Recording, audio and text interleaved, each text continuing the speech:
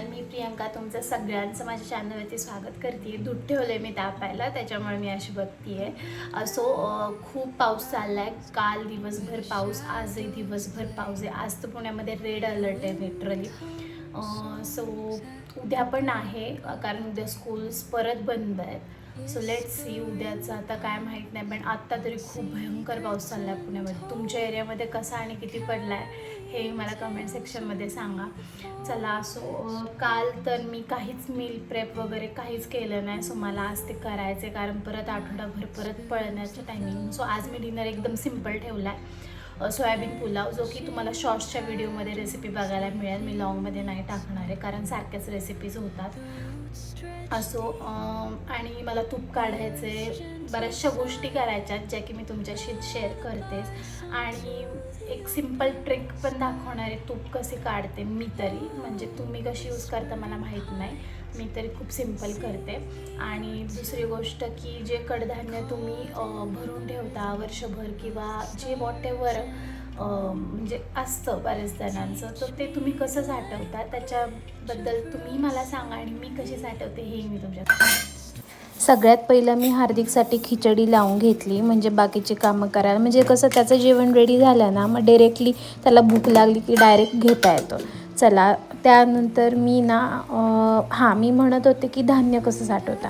तर युजली ना डाळी वगैरे ज्या असतात ना, त्या जवळपास माझ्याकडे थोड्याशा जास्त क्वांटिटीमध्ये असतात. धान्यामध्ये तांदूळ जास्त असतं. तांदळाला काही नाही, मी बोरिक पावडरच वापरते, कारण त्याला दुसरा ऑप्शन नसतो. पण डाळी कशा साठवायच्या ते सांगते मी तुम्हाला आज.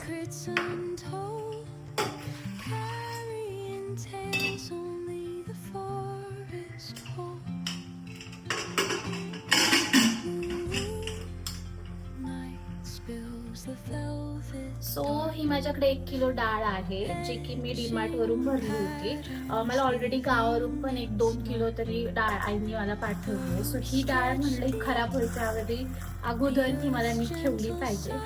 मी कधी पण खूप सारी डाळ वगैरे घरात असेल तर मी अशा पद्धतीने प्रिझर्व म्हणजे व्यवस्थित ठेवते, दाखवतेच तुम्हाला. ही 1 किलो डाळ आहे. आणि हे एरंडेल तेल आहे. युजली जे एरंडेल तुम्ही घाण्यावरती मिळतं, घाण्यावरती म्हणजे कोल्ड प्रेसवालं, ते यूज करा. मेडिकलमध्ये मिळतं ते नका करू. आय गेस ह्याला होल नाही पडलं आहे. ओके. हे मी आत्ताच बॉटल आणली आहे, मला पण नाही माहिती. ही मला 80 रुपये काहीतरी 100 इथे लिहिले बघा, 80 रुपये 100 ग्रॅम मिळाली आहे. घाण्याचं जे तेल असतं ना, तिथेही तुम्हाला आरामशीर मिळून जाईल. 1 किलो डाळ असेल ना, तर छान तुम्हाला 2 चमचे ह्याच्यावरती 1 चमचा छान ह्याला चोळून घ्यायची. थोडंसं मी जास्त घेते. आणि एरंडेल तेल खाल्ल्याने पण काही होत नाही, काही प्रॉब्लेम येत नाही. जर बेटर वे तुम्ही जर पावडर वगैरे यूज करत असाल तर, म्हणजे प्रत्येकाचं ह्याच्यावरती आहे. मी पावडर सहसा इग्नोर करते.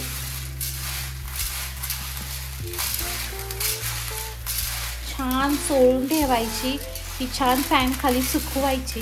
काहीही होणार नाही डाळीला. ही थोडीशी ओलसर होती तेलाने, काही प्रॉब्लेम नाही. छान फॅन खाली ठेवली ना, काही प्रॉब्लेम होणार नाही.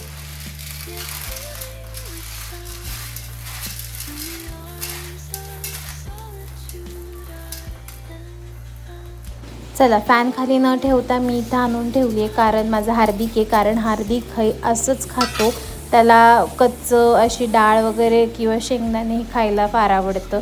त्यामुळं मग तो असंच तोपर्यंत फॅन खाली न ठेवता हे आत्ता इथं गॅलरीत ठेवलं आहे. रात्री फॅन खाली ठेवून दे.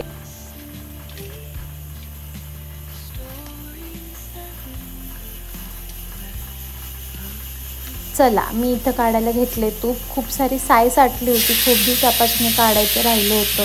आणि सॅटर्डे संडे कंटाळा केला ना की असं एक्स्ट्राची कामं विकेंडला पडतात. बेटर वे सॅटर्डे संडे केलेलेच परवडतात हे सगळं. मी काय करते, जे आपले बर्फ असतो किंवा गार पाणी घ्यायचं कधी पण तुपाला, आणि ते ह्याच्यामध्ये टाकायचं. आता ते माझ्या ड्रेसला इग्नोर करा, कारण मी आत्ताच भांडी घासून मग हे काम करायला घेतलं होतं इथं. सो इथं गार पाणी टाकायचं आणि छान 15 मिनटं तरी हे ना छान विस्करनी हे करून घ्यायचं. थोडं थोडं पाणी टाकायचं आणि असंच ठेवून द्यायचं जरा वेळाने. परत हे 10 मिनटं तरी करायचं त्याने विस्करणे. त्याच्यानंतर छान लोणीवरती येतं, काही करायची गरज नाही भासत. आणि तुम्ही मिक्सरला यूज करत असाल तर मिक्सरला पण हेच करायचं, गार पाणी टाकायचं. चला, त्यानंतर मी सोयाबीन पुलाव घेतला आहे करायला. त्यासाठी पहिलं सोयाबीन मी गरम पाण्यात उकळून घेतले. मी युजली उकळून घेते. कोणी कोणी गरम पाणी करत आणि त्याच्यात भिजत घालतं. सो दोन्ही वेज जे आहेत ते बेटर आहेत.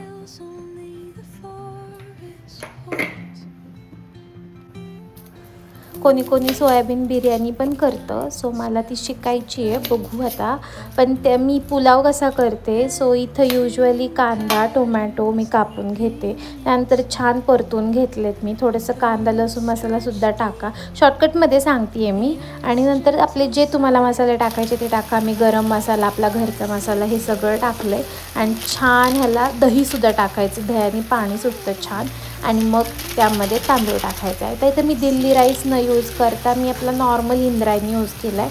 सो तो थोडासा चिकट होणार आहे. पण तुम्ही दिल्ली राईस म्हणजे मोठा राईस यूज केला तरी चालेल.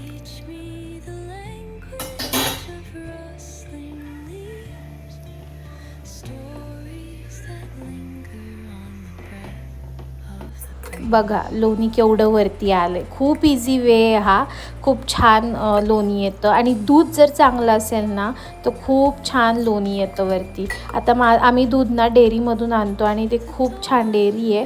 आणि तिथे इतकी म्हणजे त्या दुधाला इतकी छान साय येते ना. सो एवढं असं माझं लोणी निघालं होतं. चला, मी इथं तूप बनवायला ठेवते. आणि मी तूप करताना त्यामध्ये एक विलायची, एक दालचिनी आणि 2-3 लवंग असं टाकते. तुळशीची पानं पण टाकतात, पण मी आज टाकली नव्हती कारण माझी अजून तुळस छोटी आहे, आत्ताच तोडायला नको म्हणून मी तुळशीची पानं नाही टाकली.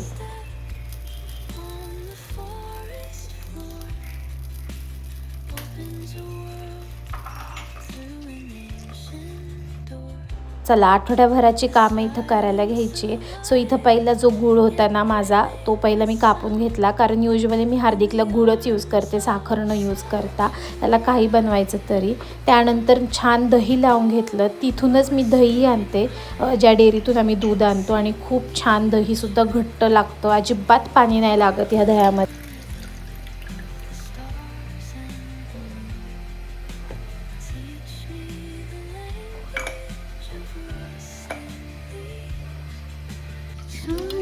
असा काहीतरी माझा पुलाव झाला होता इथे. आणि दुसऱ्या साईडला तूप छान कडत होतं. बघा किती छान कडले. छान 1/2 किलो तरी निघाला असं मिनिमम माझं तूप आता. आणि हे माझ्याकडे आहे अख्खे उडीद पांढरे. सो हे थोडेसे ना आय गेस ह्याला पण थोडंसं कीड लागल्यासारखं सुरुवात झाली होती.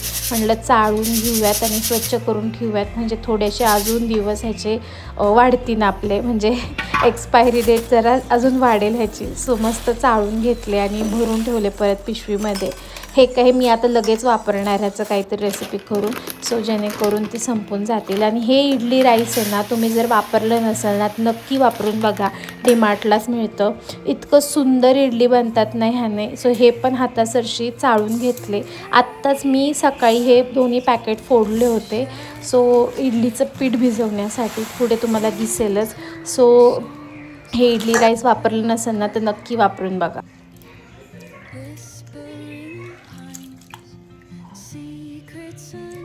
चला, हे तांदूळसुद्धा मी इथे वाटून घेतले छान.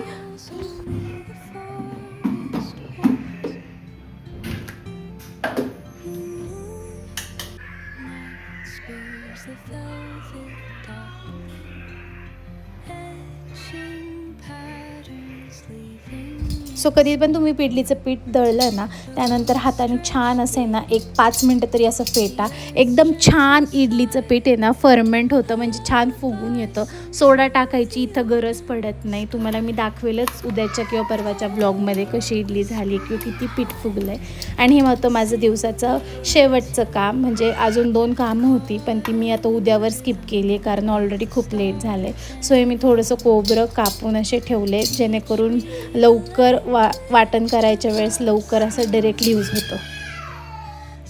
चला, त्यानंतर त्यानंतर मी काही शूट केलं नाही. खूप असं एक्झर्शन झाल्यासारखं झालं.